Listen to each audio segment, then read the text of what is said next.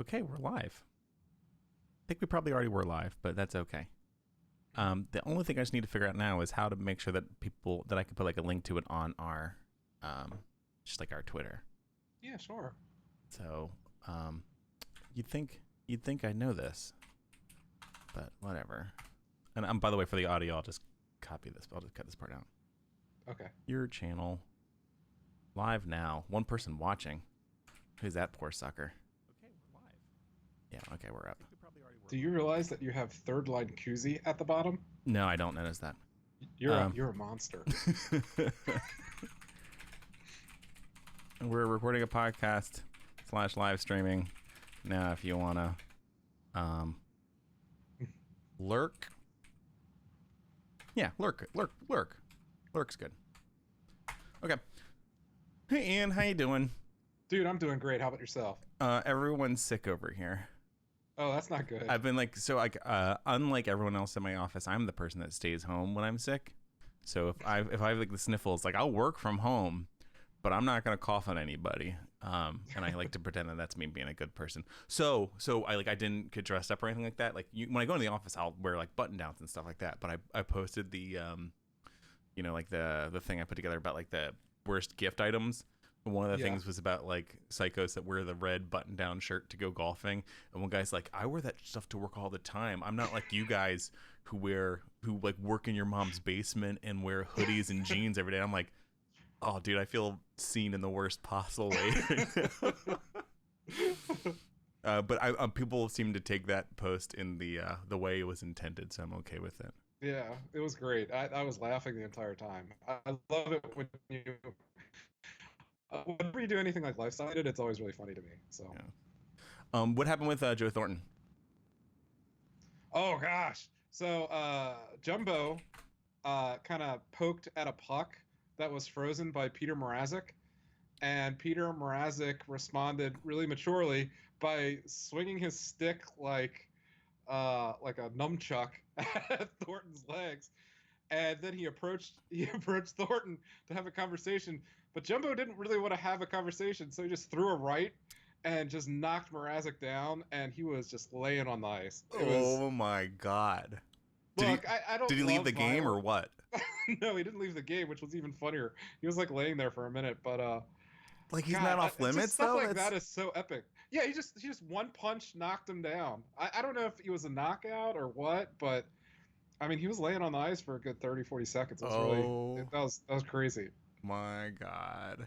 That's nuts. Like, you never see that. Like, when goalies get into fights, it's goalie versus goalie. You know, like Emery Holtby back in the day. I remarked in the post that Thornton must have been extra irritable for losing his trash talk battle with Tom Wilson so epically on Tuesday. That was bad. I mean, that was viral bad. So what I didn't get about, first of all, like Thornton with the heel turn, you know, in his like 43rd year in the NHL is such a weird decision because like Thornton's a beloved player. I know. I love him, but like with like the weird stuff there, and then this, like I would have thought that you just say like goalies off limits, don't mess with them. I don't understand why he invoked Ryan Reeves too. You know, was that like a way to like stick it to Tom Wilson? Yeah, and then Tom. See, the thing is that like I think people think Tom's dumb, but then when you actually meet him and talk to him, you're like, man, this guy is really sharp. I mean, like I feel like I have good like comebacks, and this guy is just full of them. I mean, he was just ready on that one, and it was okay. painful So like for Joe when it comes to like hockey chirping, yeah, I get you. Yeah, hockey chirping, he is. I mean, he could teach a class at a university. I mean, this guy is just... So that's the thing. This guy is just awful to people. I mean, in the funniest way. You know how I've been, like, skeptical, like, so, like, for folks on the line, like, we've been talking about, like, maybe, like, doing more, like, player access stuff in the future and what we would do if we did more of it. And I'm like, iffy about it because I'm like, I don't want to talk to him about it. But I like the idea of being like, hey, who's good and who's bad at trash talking? Because, like, don't you get the feeling that Andre can't even put sentences out? You know, and like, what do you think Connor Carrick's like in a scrum? You know, because he's a bright guy, but he's an intellectual. But is he a sassy? Yeah, I don't know. Like he'd probably be like, the type of coffee you use is really awful to compare to my personal French handcrafted. I know nothing about handcrafted coffee. I mean, I don't even know how one would handcraft a coffee. How do you take I your don't know. coffee? Like you have that thing where it's like brewing, and you have like A French press? yeah, that How yeah, do you that. do you have a Mr. Coffee? What do you do? No. So I get French. Frick. The purple. Okay, so Wegman sells a French like vanilla type Mm-hmm. in a big jar, tin can, whatever. Sure, yeah. And then I have like a coffee maker. Not really. I do cold brew all the time. Yeah. I'm a cold brew guy. So I just put it in the coffee thing, and it filters in 12 hours, and it's amazing. Oh, that's And I drink that all day. really, yeah. So like Even at 9:48 p.m. at night. that's bonkers, dude. So Yeah, like I don't think I touch the stuff after like maybe noon 30. So I'll probably have like 2 cups in the morning, and that's it. Yeah. Maybe like 2.5. I can drink it late at night, and I always go to bed like my bedtime is always between 1:30 and 3, and it never changes. Jeez, Like my body just stops at 2:30 usually. Unless like Chris Matthews is really rambling. Do you watch so like if you're watching like the first of all, you got to stop those political shows, man. I don't know what to tell you about that. But like, do you watch like when they like repeat them at a certain time? No. I Okay. DVR. Okay, so the things I DVR are all the wrestling shows. I'm letting people into my life and really make fun of me. Please. So yes. this is great Twitter material. All right. So if people really want to cut me deep, just watch and listen to this podcast. But I DVR all the Chicago dramas, like Chicago Fire, Chicago PD, and Chicago MD, or whatever the heck that show is. These are dramas. These are like scripted fictional shows. Yeah, the guy, the Wolf guy who does SVU. Okay, yeah. Dick Wolf, yeah. The director, what's his name? Dick Wolf. He's a producer. So all the Dick Wolf shows, yeah. So I do all the Dick Wolf shows. I do all the wrestling shows, and then I do the 11th Hour with Brian Williams, Chris Matthews, and sometimes Anderson Cooper, and that gives me enough content to just like drift off every night. Yeah.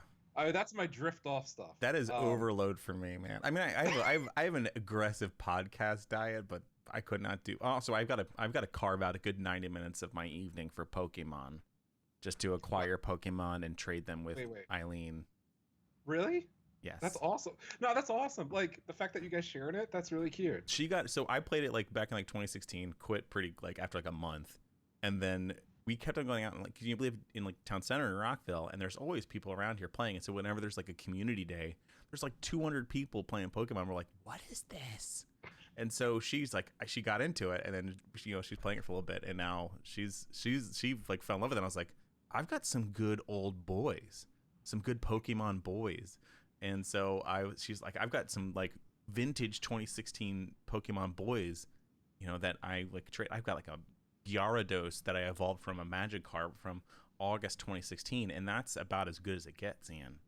That's awesome. Okay, now like, I want you to know that like, so before we started the site, and I'm 10th anniversary on December 9th in a few days. That's by the way why we're doing this podcast and live stream. We're doing party on Monday. This is a good angle. Is that so like, when I first met you, it was like I knew of you at Frederick High, and I was like, I was on the basketball team, stuff like that, but I was always like, man, like, because I knew Colin Holter, and he was one of my good friends, and it's like, man, that Peter Hassett guy, he's so cool. Bass player in my band. And then 15 years later, I learned the real truth, that I'm actually the cooler one. Oh my God, yes. By like a mile, and I don't know what to do with it. If you knew either of my 3 friends in high school, they would have told you the same. I took my dates in high school and college to your shows for verbatim, and they were always like, oh my God, that guy is just so talented, and I was like, yeah, I hit a note or two. He's my friend. On purpose a couple times in there. So I invited you. You were going to come to one of our like recording sessions, like you couldn't make it. Like you had like a traffic problem, or it was one of those. Well, something I learned about you later is that you don't like to drive anywhere that you're not already comfortable with. Well, you're getting better. Yeah. Well, you're getting better. I think I have a lot of anxiety about, like, if I'm not with someone doing something, I feel really weird about it. You know what I mean? Yeah. Like it's tough, especially if I'm not like super close to people. So yeah, it's just something I've always battled. Julian in Not to get chat, too deep. Julian Chad's accusing you of not drinking coffee and saying it's actually chocolate milk.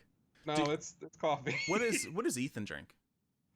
Oh, that's a great question. He drinks chocolate milk, milk, lots of Elsa juice, which sounds weird when I call it Elsa juice, but he loves Frozen, and one of the things I adore about him is that since so on Mondays we have a babysitter who is a teacher, and her daughter comes, and her daughter loves Frozen, and so Ethan loves Olaf from Frozen and Elsa, and so like he sees women as superheroes, and it's how anyone should see women. You know what I mean? Yeah. Like I love that about That's raising great. him, is that there's like gender equality immediately, and he's such a perfect little baby. But yeah, that's we just feed him really healthy stuff.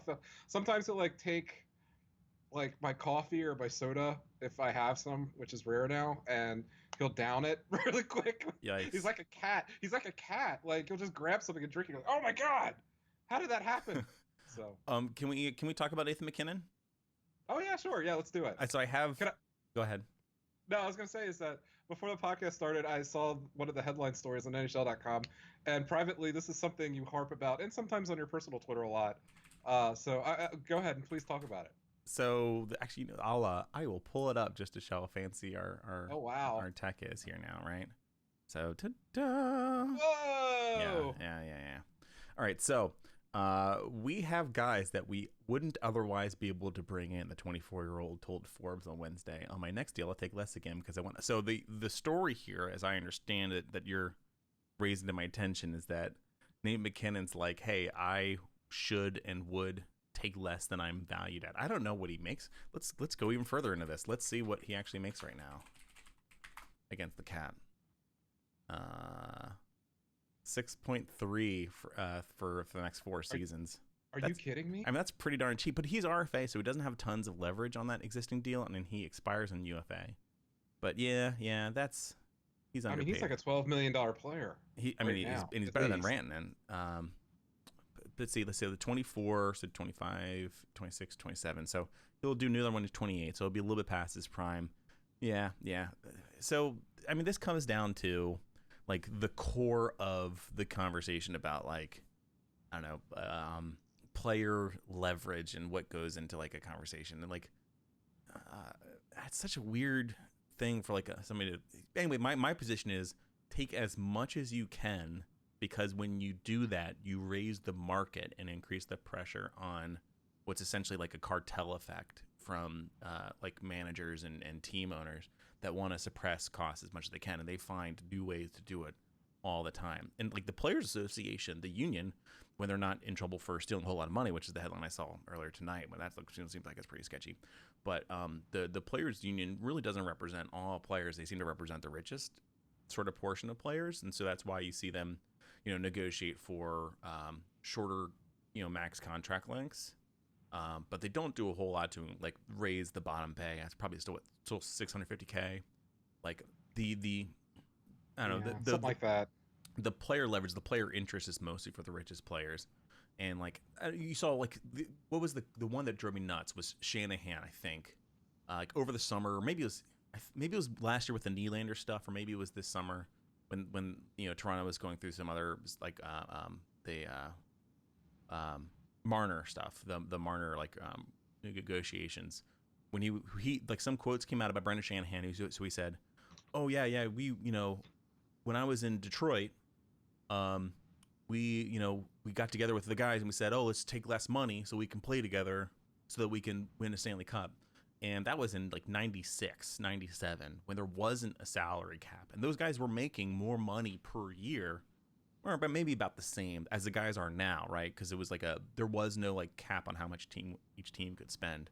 So like the comparison of what Shanahan was going through with that like really good Wings team just doesn't make sense to what today's stuff is.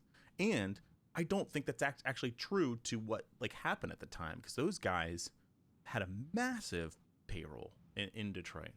And so I always feel really weird that like there's this like presumption of downward pressure that you should take less money because it'll like supposedly help your team, but it'll also hurt your, I don't know, your class of people, your fellow workers inside. It seems it's a really sketchy thing, and I understand that like it's a weird business where there are interests to like suppress salaries and like I don't know, but in the NBA, which is sort of like I would say like the most sophisticated major league sport when it comes to like player league relations or player owner relations, they do all kinds of things that I think you like would call like tampering or collusion, but it's from the player's perspective rather than the team perspective.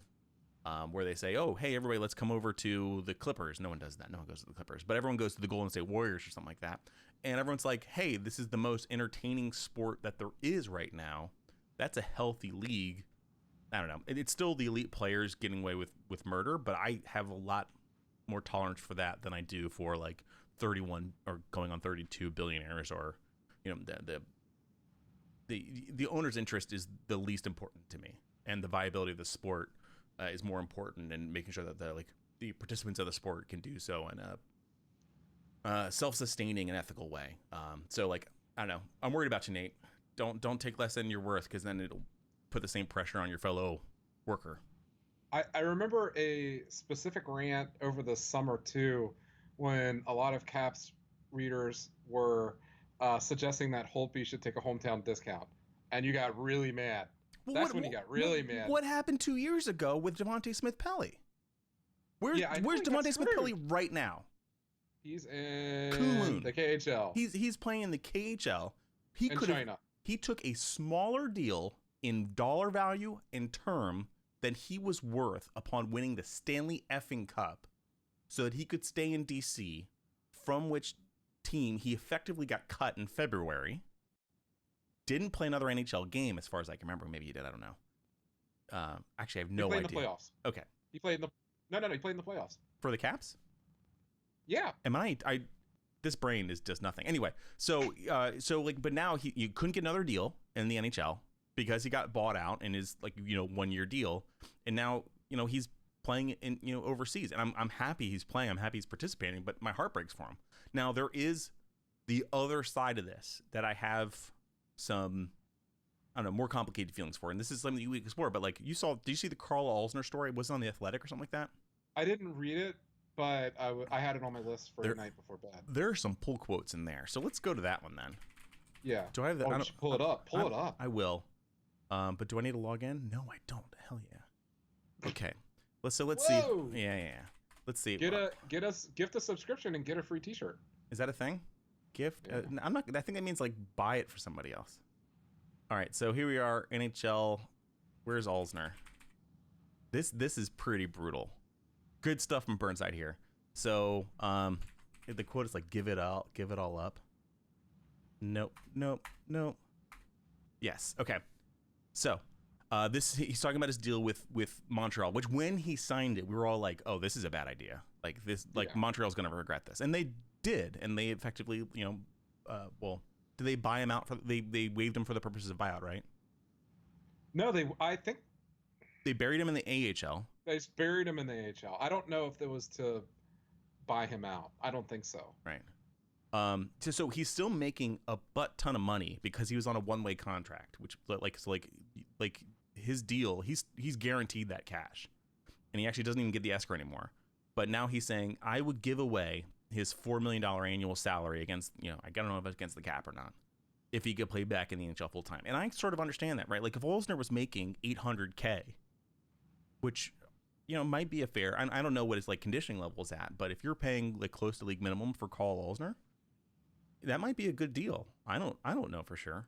And like, if that's his dream and that's what he reaches fulfillment on, then I think he gets to place value on it. And I think the only thing that happened here is that like at the moment his value was set with Montreal, it was inflated, and now it's not that anymore. And like, he's sort of paying the price for it, and that sucks.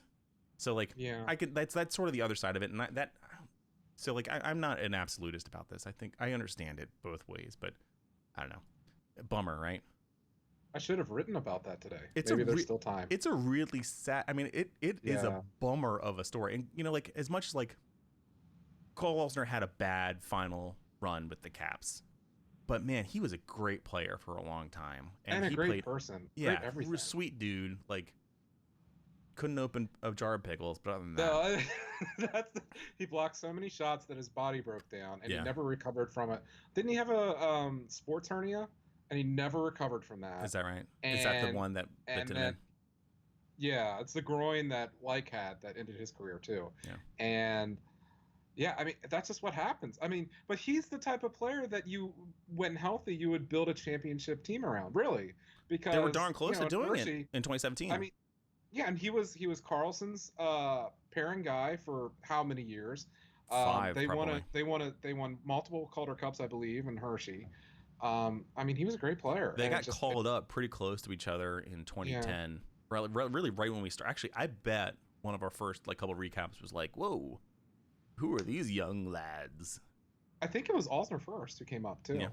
Yeah. You're probably right. God, do you remember some of those? Like, just the name Tomas Fleischmann just came in my head. I was like, I haven't thought about Tomas Fleischmann in a billion years. I wonder how he's doing. By the way, we should interview Devontae Smith-Pelly on this podcast. I would see. Okay, you're winning me over. Access, man. Yeah, those are Access, man. It's also like access to a player that's not in the organization anymore. So like that's juicy.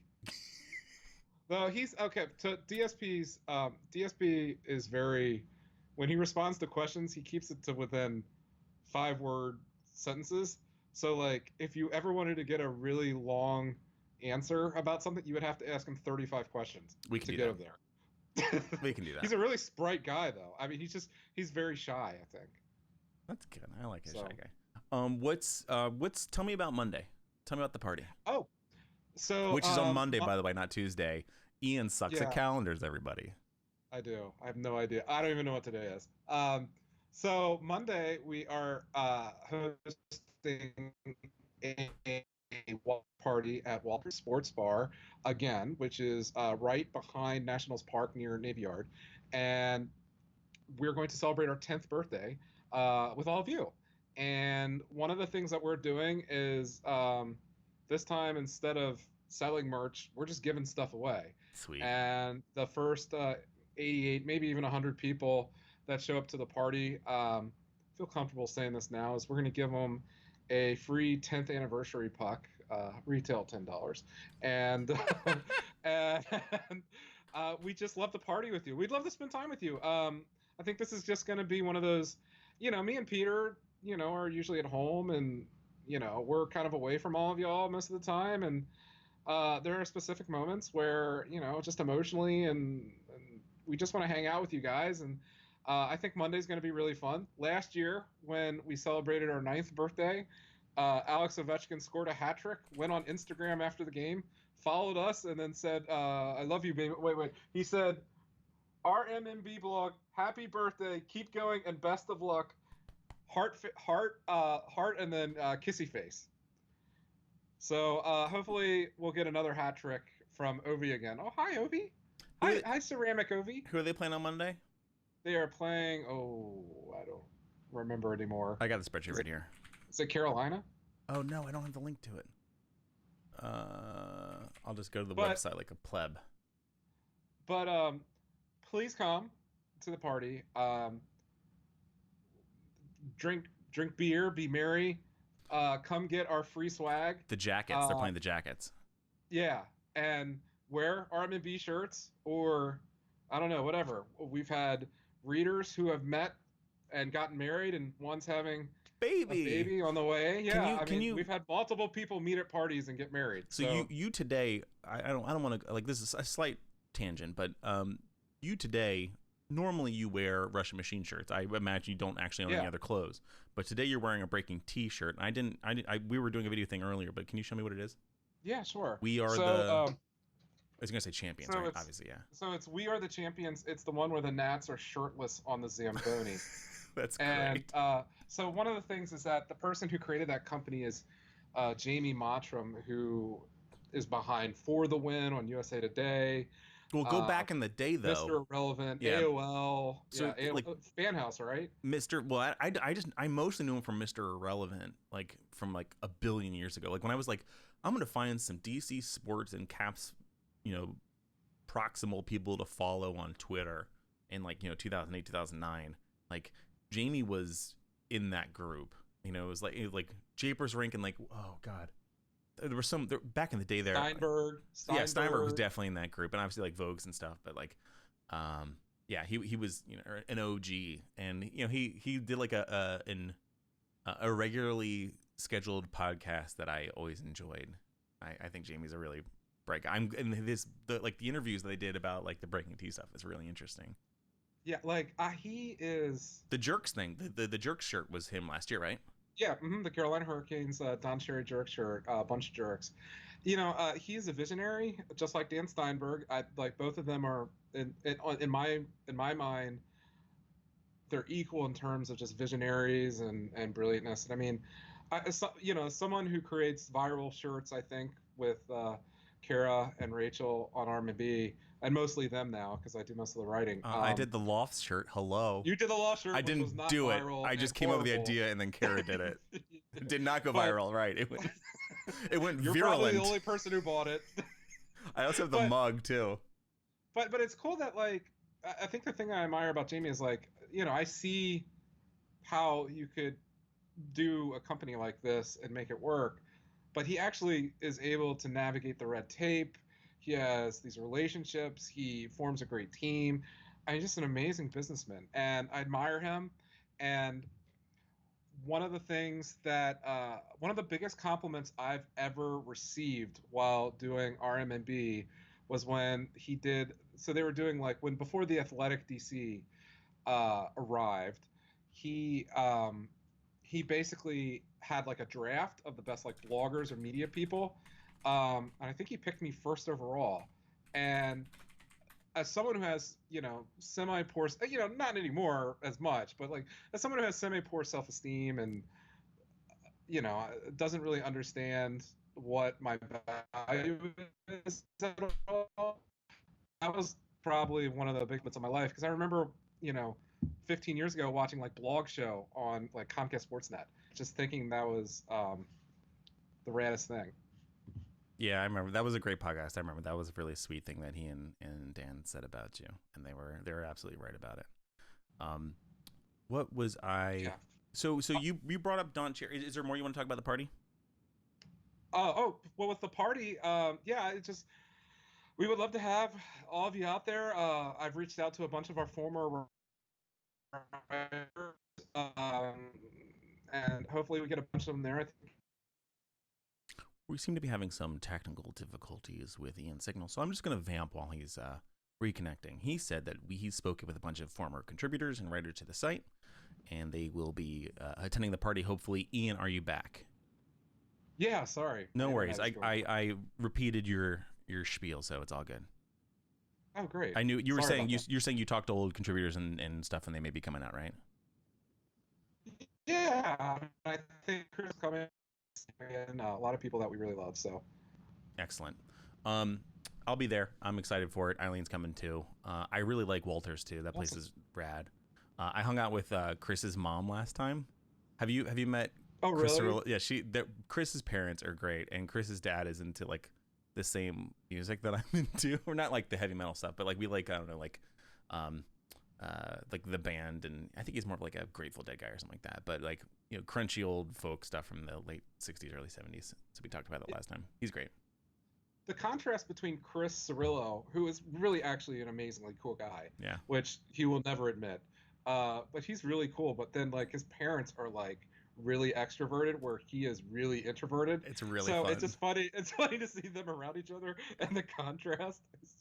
But they're such a wonderful family. Everybody in that family is very smart. Yeah. So we just came up aside, but I think maybe we could take a couple minutes to talk about the coaching situation and like maybe like the reckoning that's happening to like authority figures in hockey right now. I don't want to get too. It's a pretty heavy topic, and this is a lighthearted podcast, so like we'll keep it relatively brief, maybe. But like I guess it all began, would you say, with Don Cherry with like Don Cherry's statement on Yeah. like Veterans Day or whatever, Remembrance Day in Canada, I believe what it's called, and like something that was like not necessarily coded, but like a pretty explicitly anti-immigrant statement that he sort of stood by, and then they're like, "Well, you're out," which it seemed to me maybe to have been.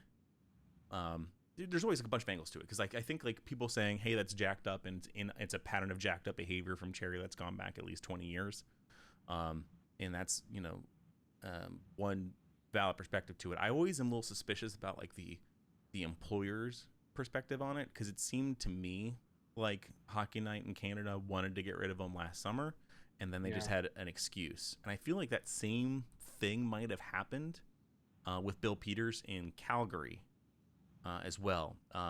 And any sort of like technical stipulations about Bill Peters resigning and not getting fired, I think is a total scam.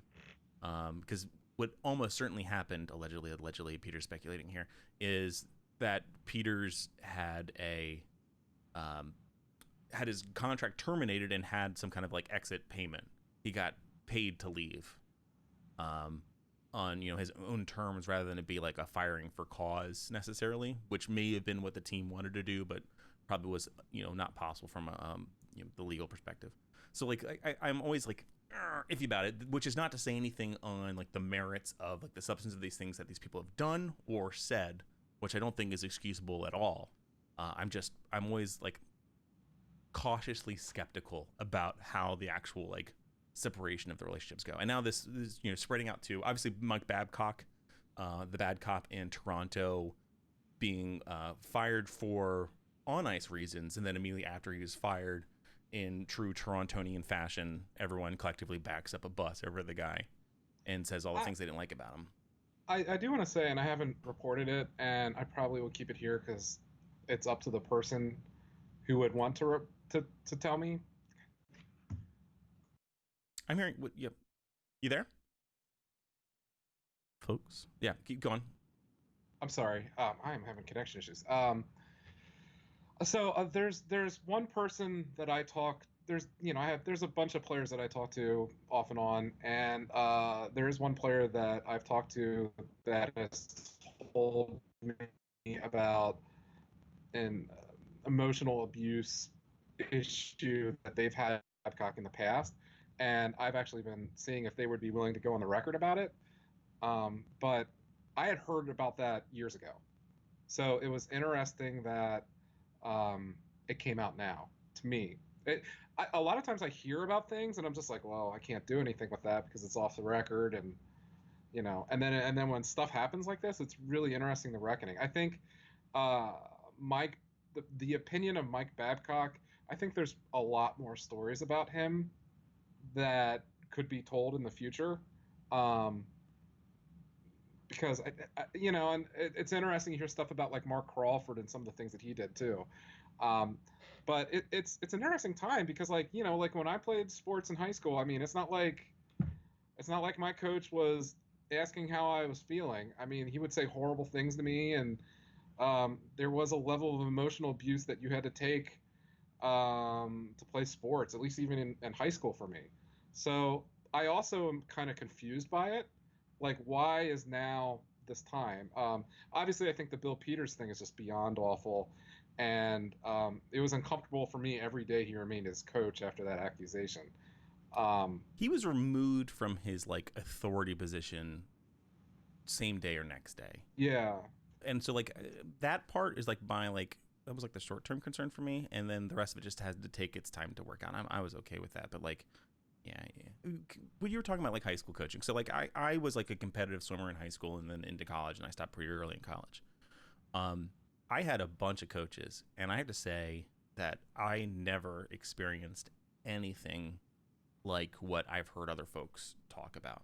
I've had like peers that were harassing or abusive at times, like or like older kids that were mean, but like the authority figures that were like coaches where there was a real power disparity between me and them, I had like supportive, empathetic people.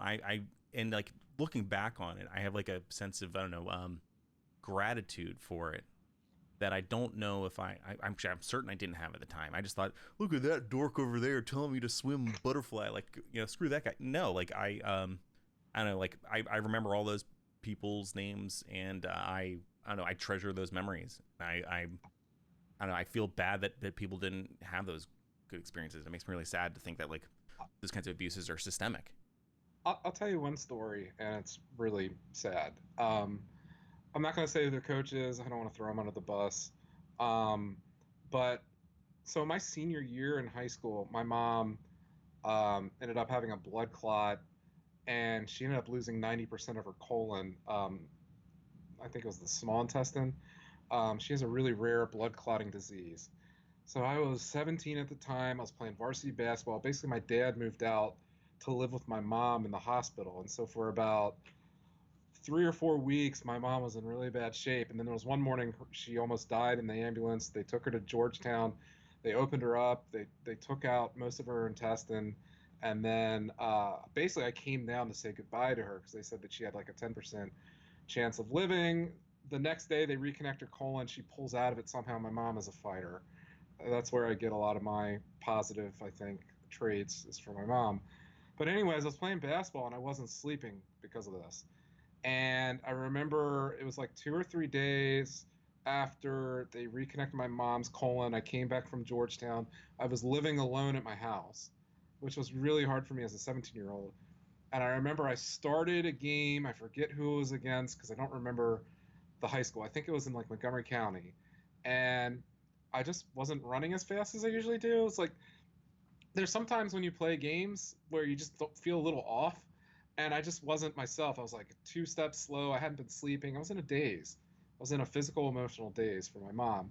I remember at halftime, my coach said, "You aren't trying hard enough. Your mom is no excuse for how you're playing."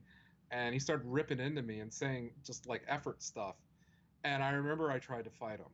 And that was probably something that scarred me unbelievably, and it still hurts me when people say I'm not trying hard enough. Like when I hear that, it takes me back to that night. And I mean, just some of the, just again, it's like I don't know what the line is for emotional abuse for coaches, but like That's it. there was just stuff like that where like that was like the lowest moment of my life, and my coach was using that as a motivating factor, and it wasn't a motivating factor for me. It was making me want to leave and quit. Yeah.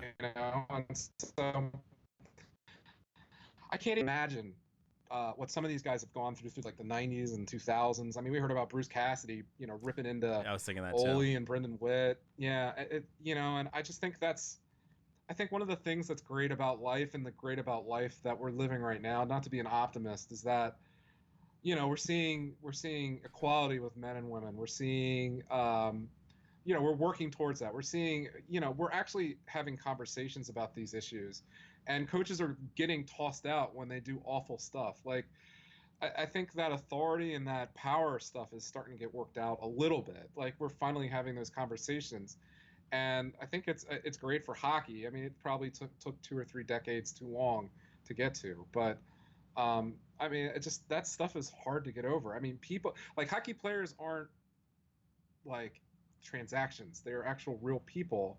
And as I've gotten to know a few of them and heard some of the stories, your heart breaks for them, and Yeah. you just it's a really tough business. Thank you for sharing that story. That was hard to hear, and I understand how you're feeling, but that was really intense. Yeah. I remember earlier when Sorry, I was that's like, a downer. yeah, I mean, the tone changed dramatically. Yeah, my bad. From the party conversation to this. Woo! What's something maybe hawkish we could talk about before we adjourn? Um, I mean, we can talk about the Caps in general. We can talk about John yeah. Carlson. Can we talk about John Carlson? I've been dying to talk about John Carlson with y'all all week. Can we just okay? First, Go. last night when he scored 2 goals, I created a little bit of a stir when I You said should that he not blocked tell us on people Instagram. this stuff. You should not share that. I'm sure. I I'm read sure that- everyone. I I'm read sure a lot of people were mad. Let me find your stuff. Let me find your. I'm gonna pull it up. It just gets so annoying, like the push of the hashtag, Which They really hashtag? want him to win the Norris, the Johnny for Norris thing. Like last night, Rob Carlin was standing in front of like a banner that they made, and like was like it was just all night they were pushing the hashtag, and I'm like, I don't know if saturation is the way to make this happen. Sure it is. You gotta peer pressure. I don't even know who votes for which awards, but let's see here. So you said It's PWHA.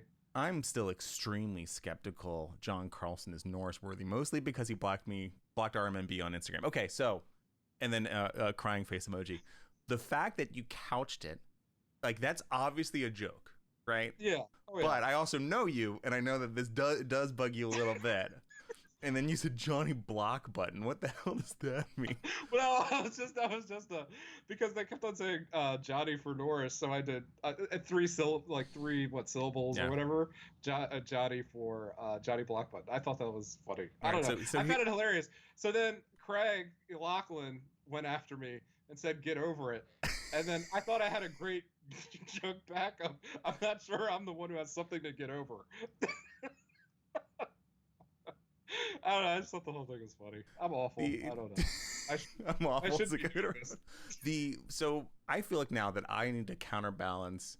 So one thing I think that we have failed at, legitimately on the site, is that I don't think that we wax rhapsodic about John Carlson to the same degree we do, like Ovechkin relative to like their successes, like. When Ovi scores a goal, we're like, wow, Ovi goal, let's talk about it. I mean, John Carlson, when he scores a goal, it's a slap shot from 40 feet out. It's not a huge deal. Something that's like 60 feet out, right? But like, I don't know, Carlson's been like a huge scoring player, like a big deal for the last couple of years, and he doesn't really get that much love from us. So now I feel like I need to start, backing him up and writing about it. Yeah, sure. He's having a monster season. Yeah, I don't dislike him at all. I mean, he's not my favorite player to watch. I mean, he's boring. I mean, he's like watching paint dry. I mean, but any slap shot based like offensive defenseman's like that. Yeah, I'm not saying that. What was Lidstrom's offense like? I don't even remember anymore. I mean, he's not like Brent Burns with a wild beard, and I mean, John Carlson as a player just does nothing for me. Like, and he's not a loud personality. I admire how good he is. And I would even say that, like, in October, I was like, okay, this is an amazing October. It's over now. You know what I mean? Like, This hot streak is over, and it's continuing. And, one thing that is amazing is that, like, Nicholas Backstrom or Evgeny Kuznetsov or Alex Ovechkin should be leading the team in points. And they have Carlson. And I think part of the reason of the Capitals' early success is just it's happened again. Starting everything he's doing. So it's been an amazing ride. Yes, it has. And I'm going to start using the Johnny Norris hashtag all the time just to bug the hell out of you. And I'm jumping on the bandwagon. Oh my God. Look, the replies that you got are nuts. There's a lot of them are really funny. Well, a lot of them were like, Russian Machine's too loose with the block button. Like, I'm sure that if you like find whoever like complains about the block button and then like search their like tweets that like mention us, they're gonna say something awful.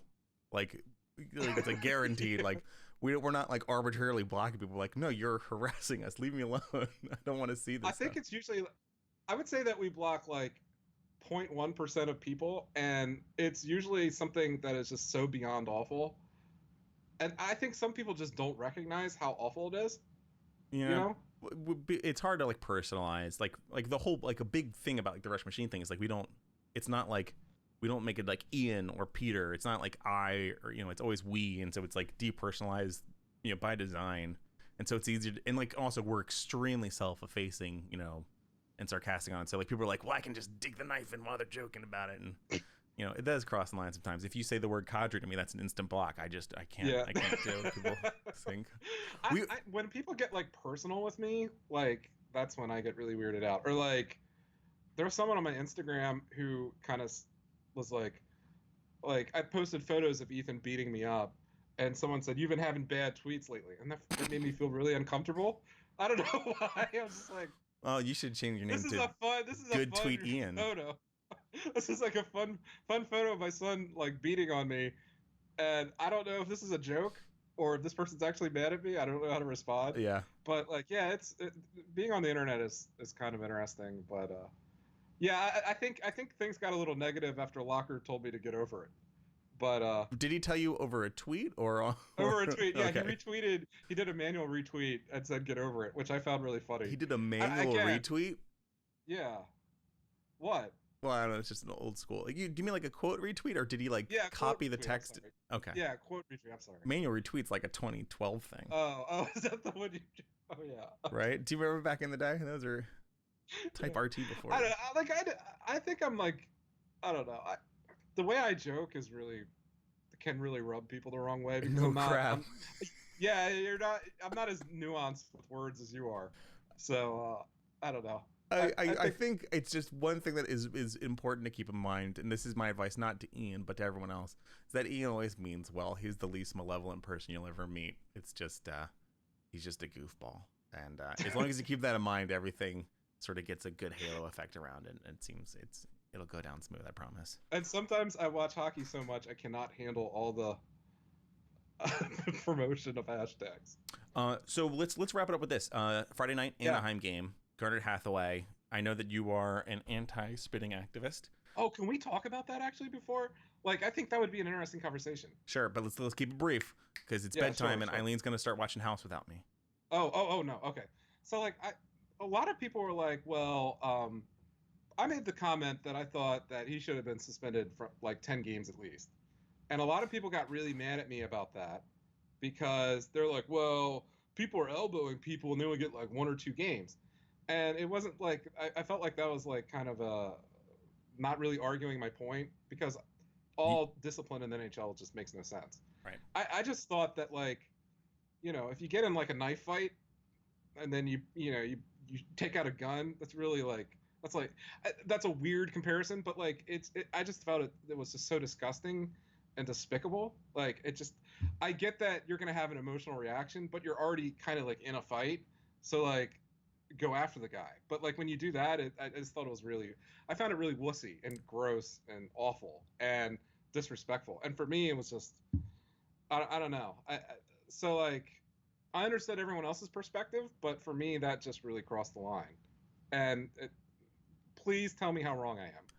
Let me just ask you this: who did something worse, the sucker punch or the spit? What was the worst act? The sucker punch or the spit? This is where I think we're going to disagree, is that they were engaged in a physical altercation. So I see the spitting to be way worse. So there was fisticuffs, or there was a little bit of rumble. I guess you would call it roughing at the time. And then the official held both of them. And then when Hathaway was it was Goodbranson, right? Yeah, it was Goodbranson. So Hathaway and Goodbranson are basically being like held in opposite hands by the official, by like the scruff of their necks, like puppy dogs, and the official turns to look at something else that's happening away from him, and that's when Goodbranson just goes doosh, right in the face, and that's when Hathaway just snaps. He just reacts. So yeah, so my position is that they were in a kind of detente at that moment, right? There was no physical stuff happening. And the one guy sort of violated the social code, not talking like the hockey code of fighting, but the social code of you don't assault a person with the sucker punch, which is like criminally, it's assault. And then Hathaway did something that was far less injurious, but was definitely insulting. But when people say like adding insult to injury, the injury is the bad part. The insult part is just the part that makes you feel bad about yourself. What I don't want to say is that like it's good that he did it. I don't think that it was good. I don't want to like, but also like your position. If you want to say 10 games as a suspension for Hathaway for spitting, I think that you can do that, but then you're sort of inviting upon yourself like a new normalization of what I shouldn't use the word normalization, like a new calibration of what penalty or what suspension should be. And like my position is that like if you do a hit to the head, that should be 10 games, boom, like that, right? Like that's like they should increase that, right? Yeah, I completely agree. I completely agree with but that. I also don't think that like if you say 10 games for that and 10 games for hit to the head, that's okay. And then, yeah, so like we're not gonna we're not gonna like put you on the spot about this. But if you thought that like 3 games was reasonable, you know, people can disagree. It's fine. Even on a podcast where we're supposed to argue. Yeah, I would just say is that for me, it's just a very gross, disrespectful thing, and I agree with that. I don't know. But hockey's very gross. They smell terrible. Yeah, I just think that I'm not very big on the code stuff, but on that one I was 100%. You just can't do that. Like I've been hit, you know, I've been in fights before. Like, I mean, that's just something you don't do. Like if you do that, it's not like there's gonna be issues tomorrow night during the game, right? Yes. I think Hathaway is gonna have to fight within a minute of getting on the ice. So, or how about 10 seconds with them getting on the ice? Like it's unavoidable because it just invites more violence, and that's why I think, on top of it being icky, really, really, really icky and disrespectful, I think it invites way more violence, and I think tomorrow night's game is just going to be a war.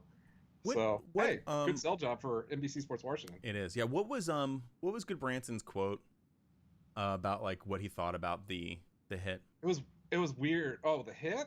No, sorry, not the hit. The spitting. Yeah. He just said it was just beneath. It was something like beneath hockey. It was like about as low as you can get, something like that. Yeah, exactly. I just have the standings over here, and about as low as you can get is just a few standing points below where Anaheim currently is. Wow, that's Tom Wilson chirping cold. Wow, that's about as sassy as I get. That's wild. I'm glad we ended on a higher note, although a controversial note. Some other topics I was hoping we could get into: Baby Yoda, Peloton bikes. Maybe another time. We'll try to do. Is Baby Yoda on tonight? By the way, I think it's on tomorrow. I have not said word one to you about Baby Yoda, and I can't. I have watched the Maladorian. Keep going. Keep trying. Melena Dorian. Mm-hmm. Maladorian. You think you got it? Maladronian. I don't know. Mandalorian. That. It's an extinct race of warriors and then the people that call themselves Mandalorians in present day, which is, you know, some years following the Battle of Yavin, are not actual Mandalorians. They're people that follow like the Mandalorian tradition and religion, but they are not themselves of the race of Mandalorians because they're fully extinct. The show is incredible. Yeah, it's an easy target for a lot of reasons because it's like a really simplistic Western story. Yeah. But like the show depends. Everything in the show requires for you as the audience to love the puppet. And if you don't, none of the emotion of the whole show works at all if you don't love the puppet. And you do. It is the most effective. I am helpless in front of this stupid thing. It is so cute. Oh my god, it's out of control. It should be weaponized. I am not a Star Wars guy, and it's one of the greatest shows I've ever seen. I'm a Star Trek guy, and I love it. Yeah, I mean, like I am like when the little child is in trouble, I am just like, right, protect my child. He's an awful little baby that hits buttons. He's awful, and I love him. All right. Thank you. This was fun. I'm glad we did this. We should do this more often. There'll be stuff changing about podcasts in the future. It'll be great. Yeah. Thank you for the people that hung out in chat. Ben, I hope you had a good time in Knives Out. I love that movie. It was excellent. Julie, Nico, thank you for hanging out in the chat. There are more people too, but they didn't leave comments, and that's okay. Anyway, we'll talk to you next time. Sorry about my hot takes tonight. I was the unlikable one. I'm sorry. Bye, Internet. We love you. Bye. Bye.